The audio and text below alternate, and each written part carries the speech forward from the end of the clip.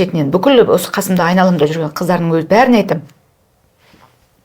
Біріншіден ол әке, қазақ айтса қалыс айтпайды, әкенің құны жездедей деп.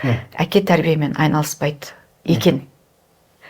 Әке табушы, әке әкелуші, әке ұйыстырушы мүмкін, бірақ тәрбие нақты дүние ол дәнек беретін тек анасы екен деп айтам. Сондықтан сен мықты бол.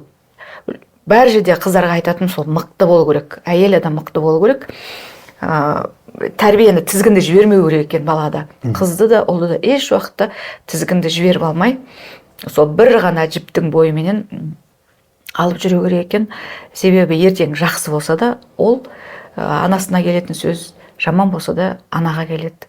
Ұлдың тәрбиесі де анаға келеді, жаман болса да. Әкенің қас-қабағы деген бар емес пе? Ол әкенің қас-қабағы дегенде, әкеден ығысады ғой. Бірақ негізгі тәрбие анада болу керек. Ана, әйел адам дұрыс болу керек.